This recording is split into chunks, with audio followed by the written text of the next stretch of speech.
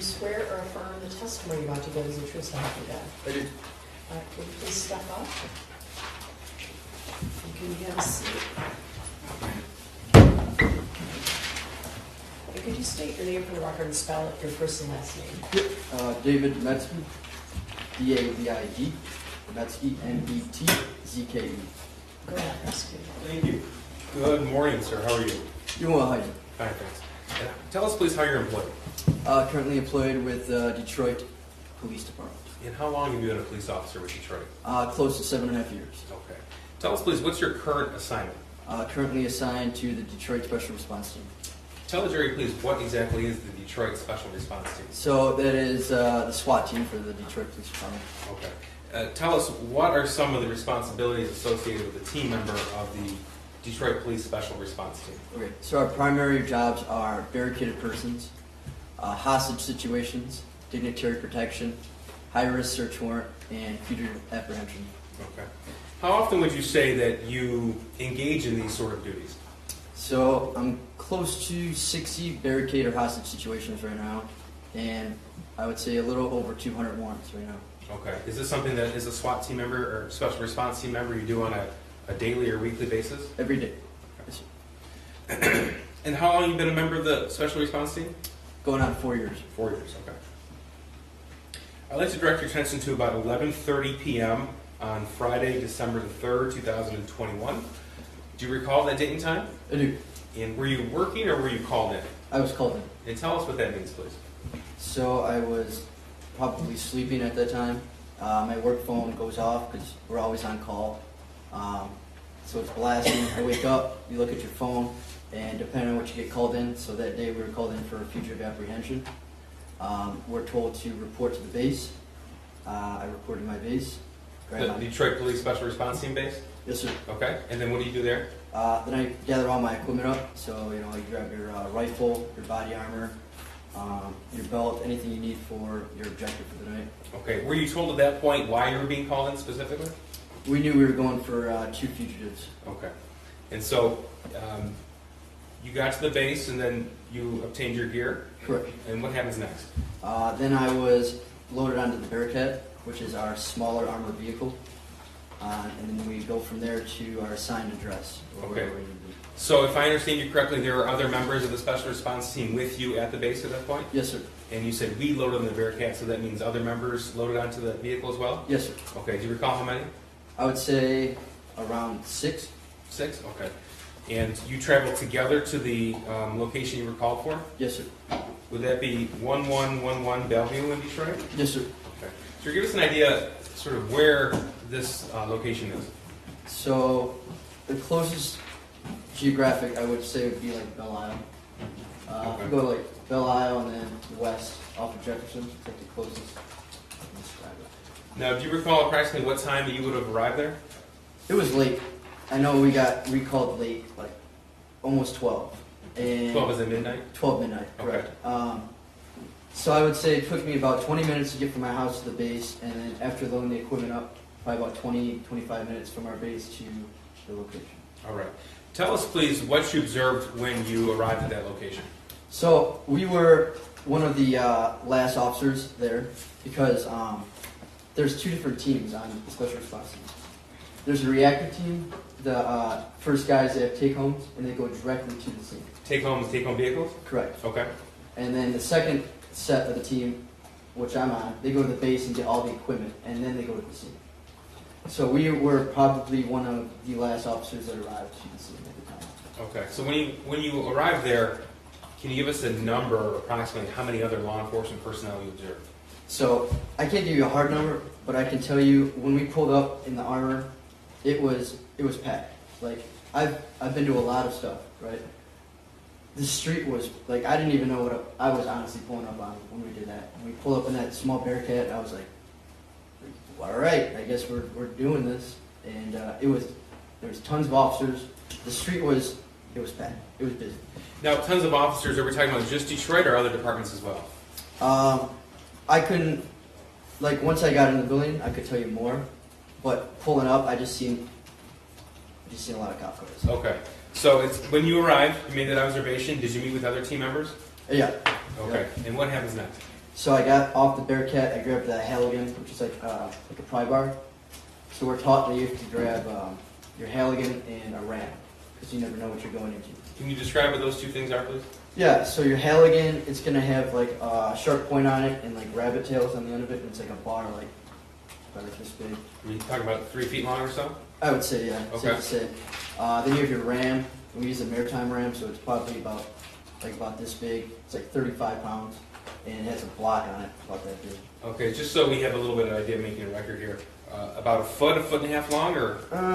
2 feet, safe to say. Okay.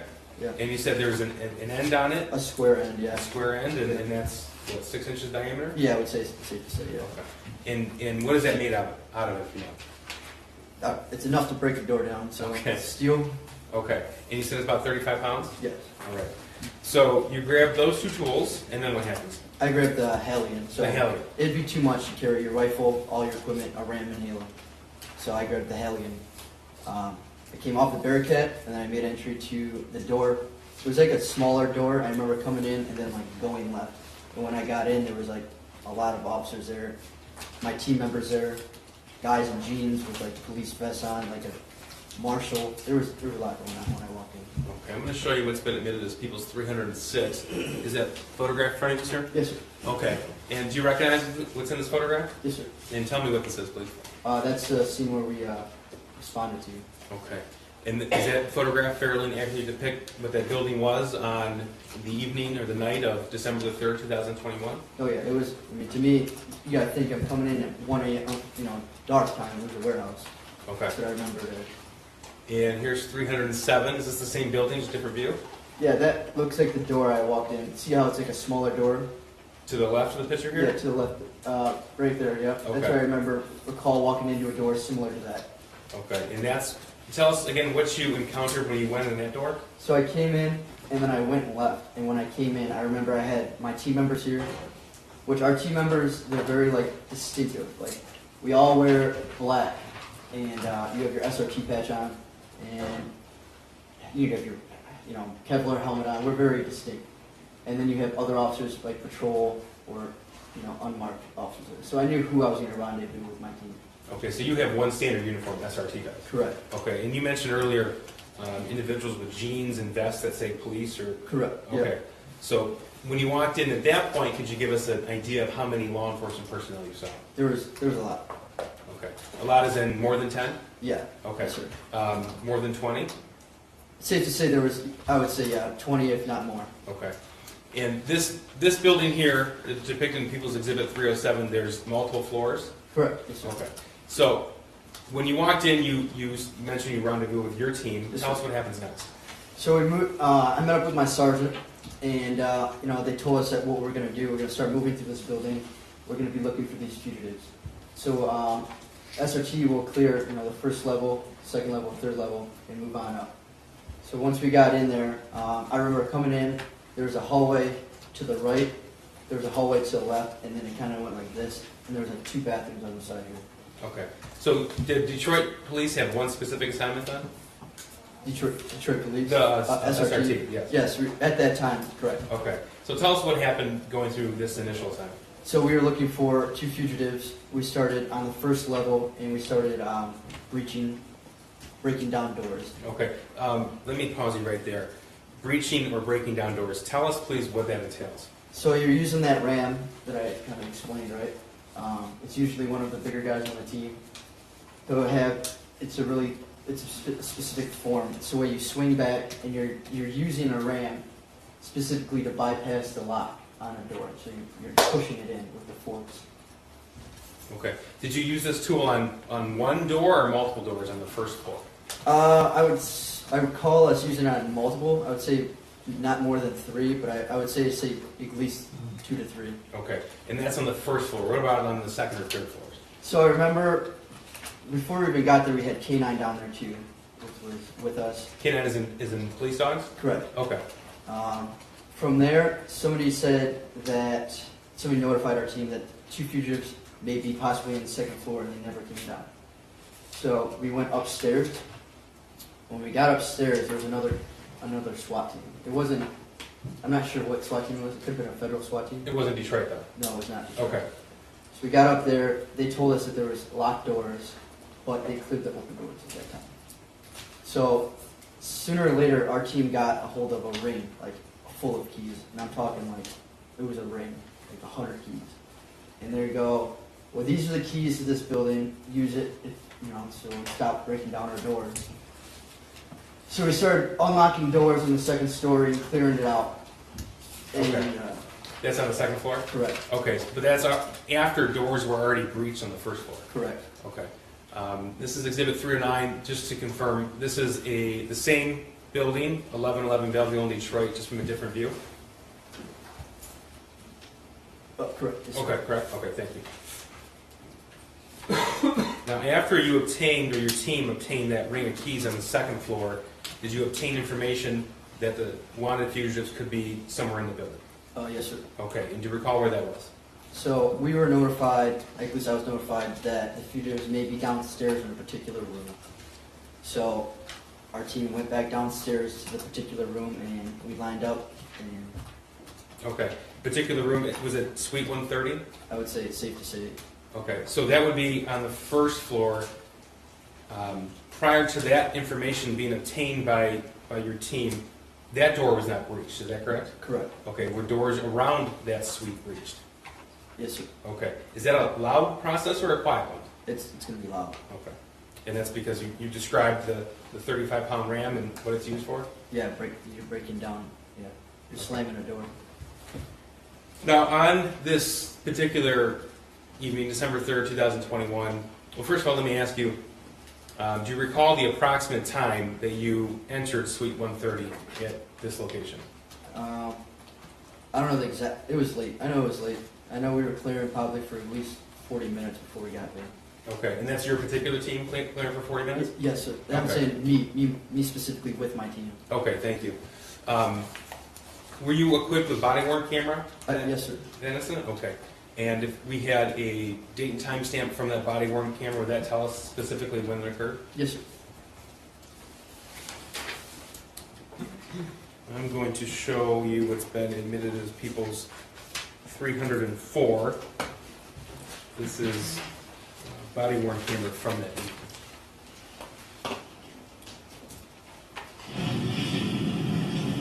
Just to confirm here, we have a date of December 4th, 2021, 1:34 a.m. And your name is on the bottom of this? Yes, sir. Okay.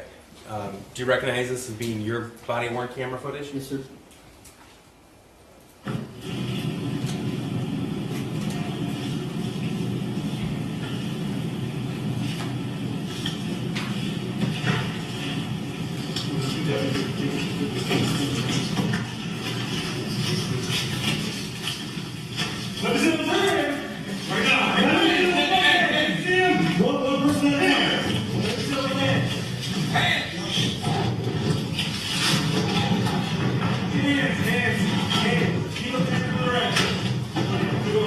Turn around. On your stomach. What the fuck you doing? You sit down. Stay. Hold still. Wait. Ma'am, don't move. I got her hands. Do not move. Until you're told to, okay? Do you have any weapons? Wait. Is he cuffed over there? Good. All right. Just go back on the bed and hook her.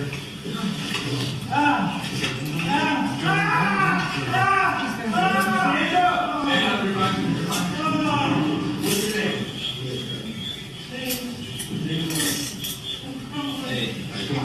That's 14.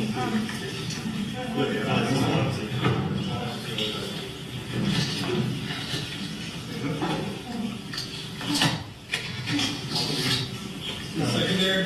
Yep. Secondary?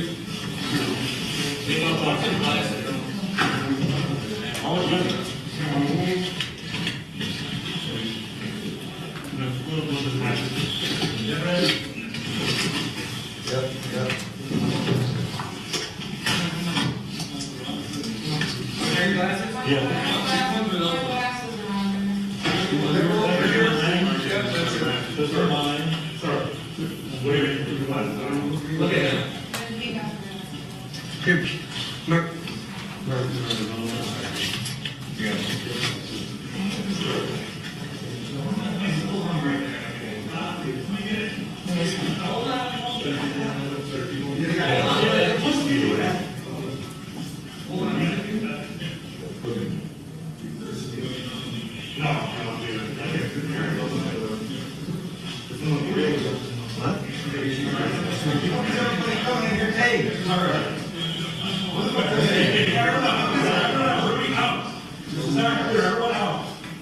This is still arrest. Out. Man, we have double checks and weapons. Okay. We're not. This is still an act. You got them? They gotta get. Pull up.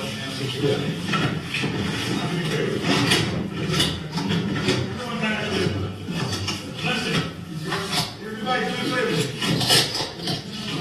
Not asking you.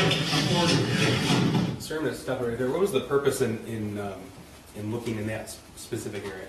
So SRT will clear out, make sure there's no weapons, or if there is weapons, we'd like it to be known before like detectives or patrol would come in. So SRT's responsibility would be, in this situation, would be to find and make secure the fugitives, but not to search the location? Correct. Okay.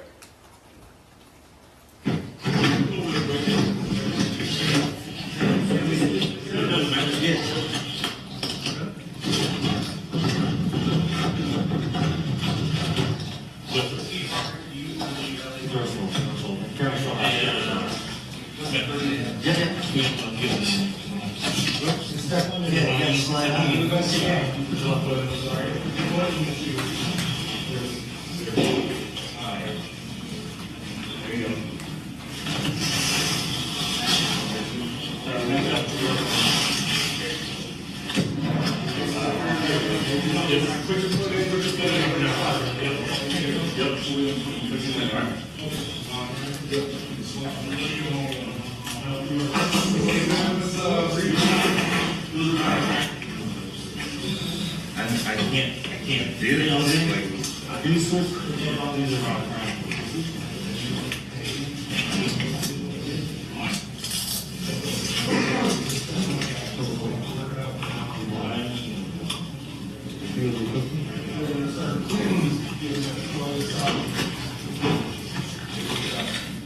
Here, bro. No, never mind. Hey, Woody. Yeah. I got it.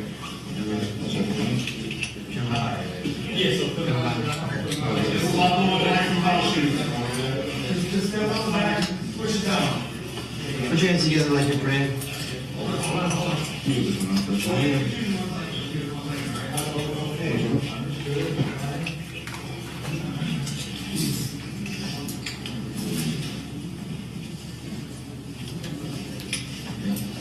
Hands back together like you're praying.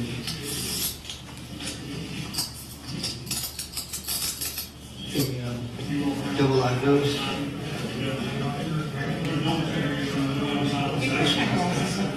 Diamonds in your pocket. No, I can't see that. That's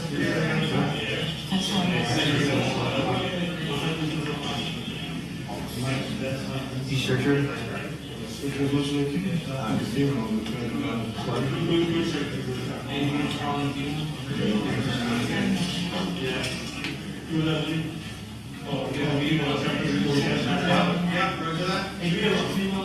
Yes.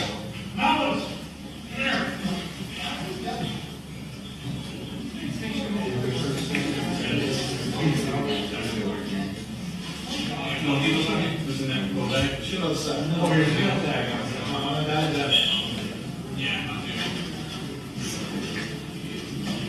Ya este año de los pocos segundos, no tengo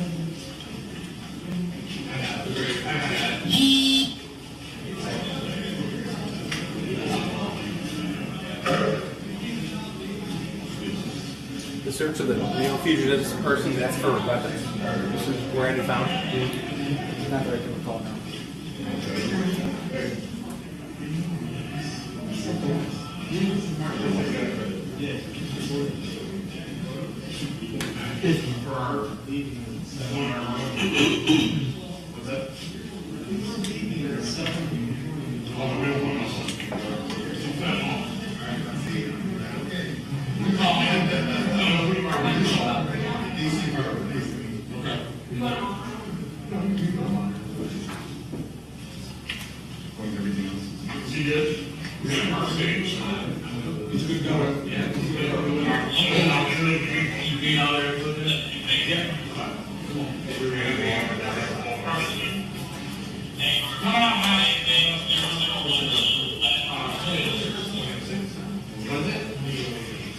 806? 806 call.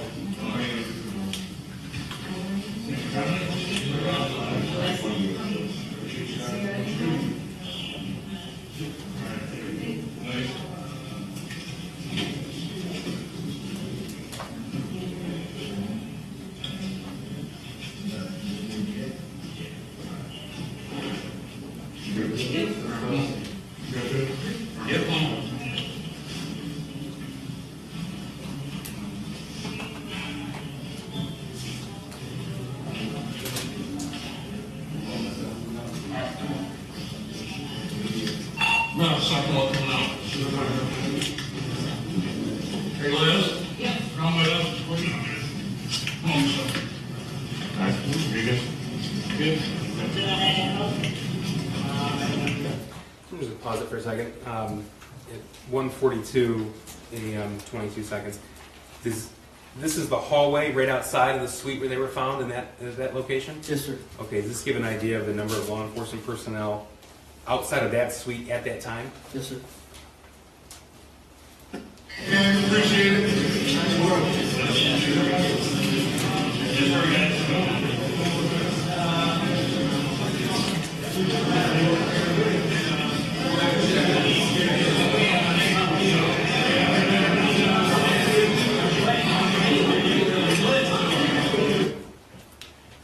Thank you. I have nothing further, Judge. Cross. Yes, Your Honor.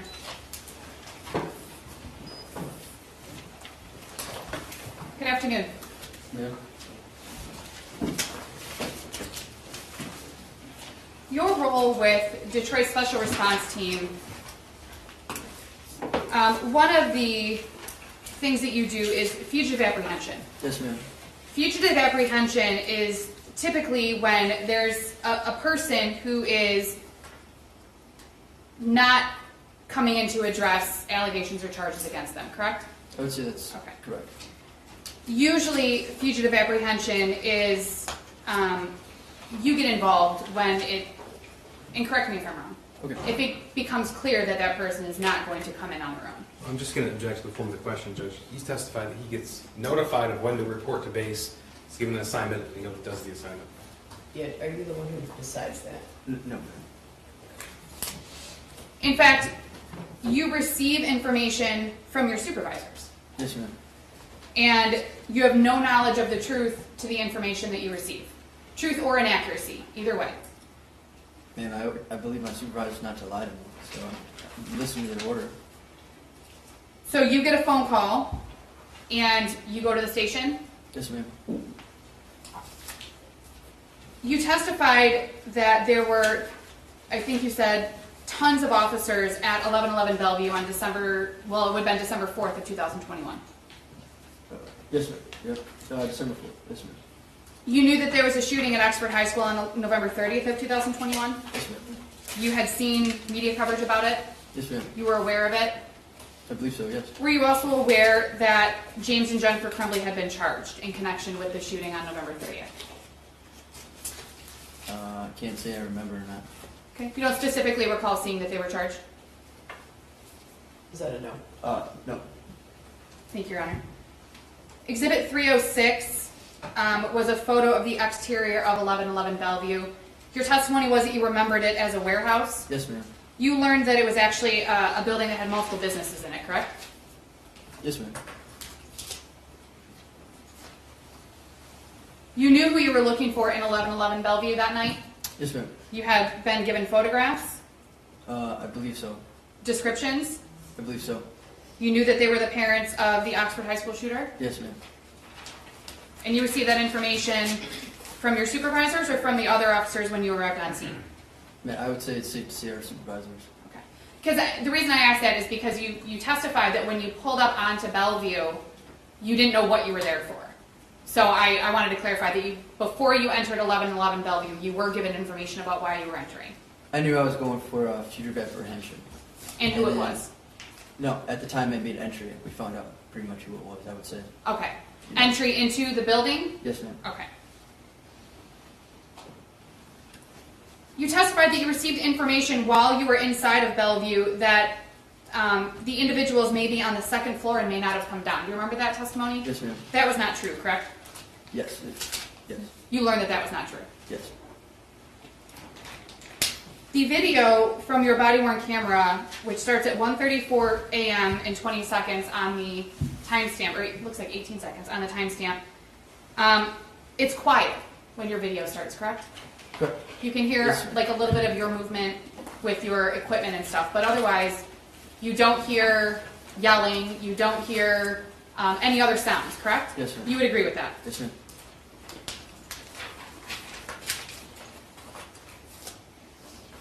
You recall when you entered the unit, obviously it was dark. That's it. Yeah. Didn't leave it. You don't recall seeing police lights in the windows of the room, if you recall? Yeah, ma'am. I wasn't paying attention there. But You were looking at the people that were on the bed, right? yes. In the middle of the room. Yes, ma'am. In fact, when you entered the unit, when you and your team entered the unit, James and Jennifer Crumbley were laying on a mattress in the middle of the room, which we saw. Yes. James was laying on his side, if you recall? Uh, If you recall. I mean, it appears to be in the video. They weren't covered with boxes or anything like that, correct? No. There was I think Jennifer Crumbley had a blanket on, otherwise James was completely uncovered. It's safe to say. He slowly rolled over as you all were giving him commands, correct? It looks like that. I think I was paying more attention to Jennifer. Okay. So You don't recall him doing anything that would cause you all to be concerned. He didn't jump up, he didn't start to run, he didn't become combative. None of that happened from what you recall. I would say he did none of that. But as far as our team goes, we're trying to take every caution as it is. We treat every person the same. We come up high, and then their reaction is how we go from. And safe to say when SRT gets involved, it's typically, and you talked about high risk, dangerous, so you're going into these scenarios already at a heightened level of concern or security or awareness. Is that fair? Yes, sir. You don't walk into the situation without all of your uniform on and your equipment and everything else thinking, oh, this is no big deal. No, we don't do that. Because when your unit gets involved, typically it gets involved in situations that are serious. Correct. And you guys are given information about situations that are serious. Correct. You guys meaning your unit. Yes, ma'am. You can hear yelling, if you recall. You hear yelling on the video, and if you know, you later learn that that was James Crumbley. Okay. He wasn't yelling at officers. Okay. Yes, You- ma'am. No, you yeah, recall he that? Yeah, he didn't seem to be yelling at us. Okay. He was just making sounds. It sounded almost, and if you know, if you agree, it sounded almost like he was in pain. Safe to say. And again, the mattress was in the middle of the room. James and Jennifer Crumbley were on it. Yes, ma'am. They weren't hiding in a corner. No. They weren't hiding behind any of the raised countertops that were in there. Nope. They weren't hiding behind any of the paintings that were in there. They weren't covering themselves with blankets. No, ma'am. If you recall, your unit received information that James and Jennifer Crumbley may have a weapon with them. Yeah, so, ma'am, I can't. I don't recall. We just treat every person that we're going after as if there possibly is a weapon. Now, you all searched that unit and you did not find any weapons. No, ma'am. And you searched both James and Jennifer Crumbley and there was nothing found on them either. Somebody did. I didn't. But somebody did. Somebody searched them. Correct. Okay. And we talked about this a little bit at the beginning. It's not your job to verify whether or not the information that you receive is accurate, correct? Correct. Your job is to get the call, right? Yes, ma'am. You go to the base, Correct. you get your equipment on, you load into whatever vehicle you're taking, and you go to the scene that you've been called to. Yes, ma'am. Now, when the investigations are being done by your own department, you tend to have a little more information at the beginning. Is that fair? Me, myself. Your unit. So, yes, ma'am. I would say normally during times that we get called out, it starts high and then it comes to us. If that makes sense. High in the rankings. Yes, ma'am. So it would go to your supervisor or their supervisor and it gets filtered down to you. Yes, ma'am. And if you recall, at around 6 minutes and 40 seconds on the video, I don't remember what the timestamp was, you can hear James Crumbley say we were leaving at 7 in the morning. Do you remember hearing that in the video? I'm going to check with that, Judge. There's been any testimony of that, nor has there been any indication that that happened. It's on the video, Your Honor. Well, then I think the video should speak for itself for the jury to make the Yeah, determination. ladies and gentlemen, you can rely on what you see in the evidence and on the video, all right? Do you recall hearing that on the video? Oh man, we can run it back. But, Okay. no. I can put it there.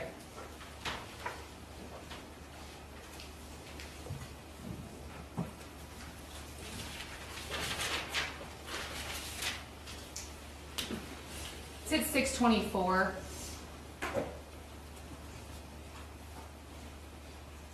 This is 305, correct? Yes, Your Honor. I don't know if that audio is working.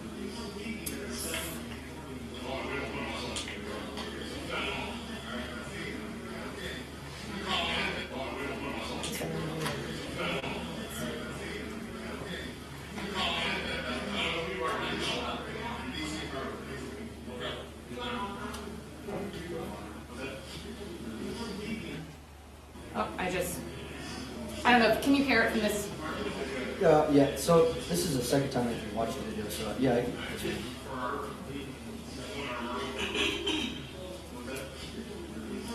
But again, this witness can't interpret what he thinks somebody else may have heard. His camera obviously is 3 people away from where James Crumbley's in the video. The video would speak for itself. It does, she asked if he heard it. And he asked me to play the video back, Your Honor. Now, he said, if you want to play it back, go ahead. I mean, Well, she in didn't. response to a question of, did you hear that? Okay, so did you hear it? This. Thank you. I have no further questions, Your Honor. Redirect. Sir, did you learn that they had active arrest warrants at the time you arrived on scene? I can't. I don't recall. I In would order say- for the fugitive arrest to occur, you need active arrest warrants. Yes, sir. Okay. And why would you be quiet right before you entered suite 130? So that's a form of a tactic. So we're trying to do. We got. If you can see, we use keys, correct? Yes. You can have 2 options. We could ram the door, we could throw a flashbang in, cause diversionary, or you can come in and be quiet. It would be a shock effect that way. So our supervisors made the decision to use the keys, unlock it, and use it as a surprise effect. So everyone being quiet in the hallway, that was intentional as a tactic before you entered this particular suite. Yes. Now the using the ram, that wasn't a quiet tactic, was it? No. Okay, so the noise level that would have been depicted before those doors were breached right around this suite here would have been much different? Yes. Thank you, nothing further. Briefly, Your Honor? You have no knowledge of your own whether or not James Crumbley heard anything that was going on outside of that suite, correct? No. Thank you. No further questions, Your Honor. All right, you can step down and you're excused. Thank you.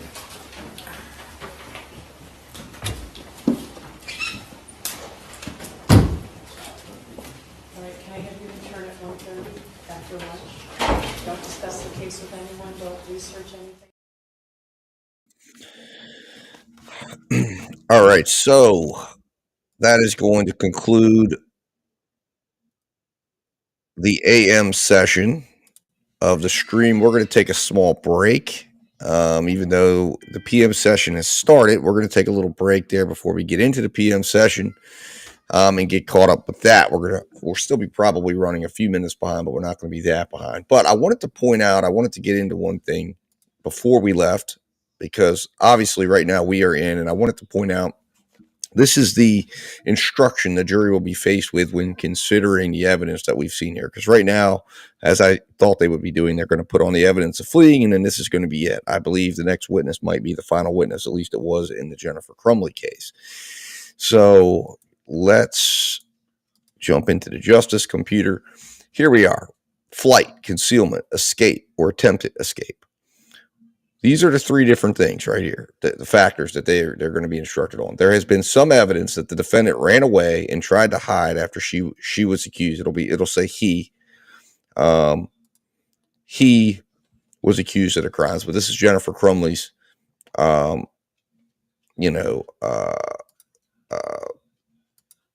instructions. 2, this evidence does not prove guilt. A person may run or hide for innocent reasons such as panic, mistake, or fear. However, a person may also run or hide because of a consciousness of guilt. You must decide whether the evidence is true, and if true, whether it shows that the defendant had a guilty state of mind. The guilty state of mind in this case is irrelevant because it's all about before this happened. So what they did after the fact does not contribute to whether or not they felt they were guilty of a crime. In this case, their son committed a mass shooting. The entire community is up in arms. Their house is flooded with press. They've got death threats coming in on all their social media. They don't even have their phones because the police have them. They're running around with burner phones. They're concerned about a mob mentality, and it's been announced that charges have been filed, and their attorney has told them, turn yourself in. They were staying at a hotel that was around the corner from the courthouse, and they decided to relocate because it had leaked out where they were at. Okay, so clearly, if they had been found 7 states over or in Florida or had been gone for days, that would be, flight. Maybe they could have been charged with fleeing, but they weren't charged with fleeing because they weren't fleeing.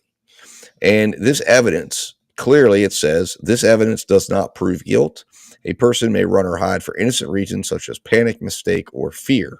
Fear being the one I believe that was in place here, and panic because they're like, oh my goodness, the entire world thinks we provided our son with the firearms, and they're being portrayed in the media as these horrible parents, and people were threatening them.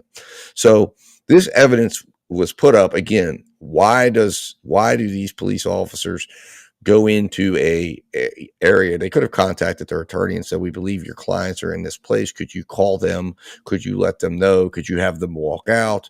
Could you, again, a multitude of different various things. Clearly, Shannon Smith was aware of where they were at because that almost came out in the previous trial, or at least I believe she did. So they did this for the simple fact that's why they had body-worn cameras. That's why they pull up with the stormtrooper cavalry mentality, and they run in there, busting down doors or opening doors, surprise effect, and they wanted to just get this thing on tape so they could do exactly what you're doing. Because otherwise, what the heck case do they have? This case could have been presented in an afternoon if you're looking at the evidence that they have, which is almost non-existent. It's, hey, here's some cell phone. I mean, one of the reasons why, if you take away if you take away the evidence of showing the people that experienced the crime, one of the reasons why they had to bring that in and they were not willing to stipulate it is because there would be no case. There would have been nothing to present. So they said, we have to do this. We have to present the, how it went down. We need to bring in the teachers. We need to describe all this stuff. Look, it would have been the school counselor, the dean of students, the police officer that said these are the alleged text messages. These are the tapes. It would have all been done in probably a day, maybe 2 days, and it would have been a really lean case. It certainly wouldn't be looking like this sinister case like they're presenting now. Instead, they come on and they say, okay, let's show you how it happens. Here's this gunman running around crazed. Here's these parents. The same guy is saying, I'm going to tell my parents I have mental problems, although it's 7 months before, but they can tie in and say, oh my God, look what he did. And look who's texting. And that's why they call him the shooter. The shooter is texting his parents. I mean, it sounds so much more ominous, so much more terrible. All of this is just a psychological operation on the jury because they know they have no evidence. And, it's really sad because this is exactly what our justice system and justice process is supposed to protect them against. Because again, the state is supposed to come in and defeat the presumption of innocence. What they've tried to do is create a presumption of guilt and say, okay, you see all of this, you see the fact these kids died. Are you going to not give them justice? Are you going to really say that these parents shouldn't be held accountable? They bought the gun, and whether it was really criminal when they did that or not, it doesn't matter. If they would have never bought this kid a gun, it could have never happened. And the problem is there's no law that says that. There's nothing that criminalizes the purchase of that gun and having it in their house. So they had to get creative, and they did. And they found their way to a trial, and now they found their way, obviously, to one conviction.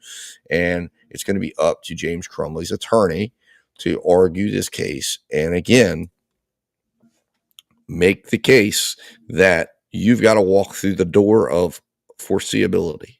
If you don't walk through that door first, you don't get to doors 1 and 2, which are the two theories of the case. And of course, these instructions, when you read Jennifer Crumbley's instructions, they're extra confusing when it comes to all of that. They don't clear that out. They don't clearly lay that out. They could have been laid out in a different way, but they're not.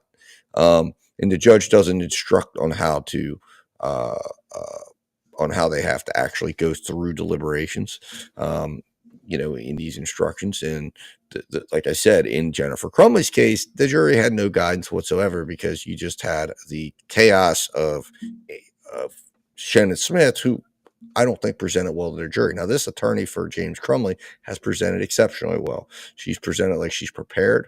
She knows her case. She has a lot of knowledge. She's going to be able to stand up in front of that jury and say, listen, here's what this case boils down to. Here's where it comes to. You've got to find the James Crumbley who you heard on this tape talking about the various different tools that he was providing his son to help make himself feel better. You can tell this was a guy who was tuned in with his kid. I mean, listen, sitting in that office, the fact that he actually leans across in the presence of those counselors and says, listen, you have X, you have Y, you have the notebooks, you have this, you can talk to me. I mean, exactly why are we sitting in this courtroom at this point? That is exactly what we would expect a parent to do. And he says, well, we would expect the parent to have gone and gotten him treatment that day. Well, those guys, if that was available, they could have said, hey, listen, take him out, leave. But clearly, those counselors know it's not possible. It's not possible to have that type of treatment available in the same day. Never going to happen. And they could have absolutely just said, listen, he's got to leave. He drew a violent paper. He's got to get the heck out of here. Those guys, those counselors, that dean of students, the bottom line was nobody would have ever thought Ethan Crumbley would have done something like this. Not his parents, not the school, not anyone that came in contact with him. He was a little bit of a socially, maybe not a socially active kid as others might have been. He was a little bit awkward. He was a little bit, just not as socially inclined as some kids might be. But he did not pose or present as a kid that was going to shoot up a school.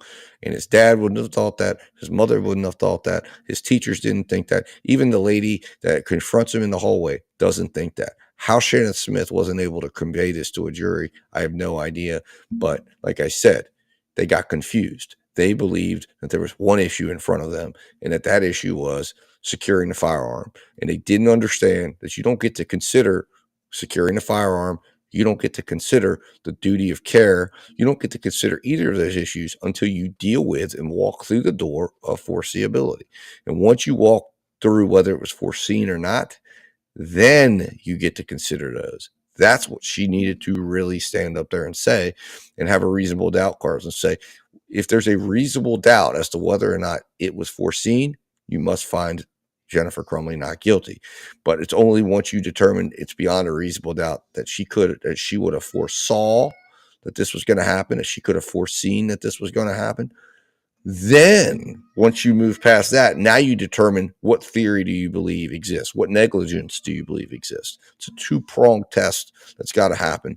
And I hope Muriel Lehman is going to be able to really convey this to the jury, get a not guilty verdict, and really cause a whole lot of controversy. Because if James Crumbley is acquitted and Jennifer Crumbley is convicted, boy, does the state of Michigan have a absolute problem on their hands. And I will love it. I will love it, because it's exactly what they deserve to have. It's exactly what that Karen McDonald deserves to have on her hands for even bringing this case against these parents. Anyways, we're going to go on break, guys. I will see you back in a little bit for the PM session. And I appreciate everybody that's joined me. Like I said, we will have up the members only stream again behind the stream so that you can come in and ask me questions, see if you want any coverage, additional things covered. I'll bring it on the mainstream. So get your membership now. Get in there and increase your relationship here with the channel and get access to the full experience. Anyways, till then, guys, I will talk to you soon. Let justice prevail, and I'll see you in a little bit.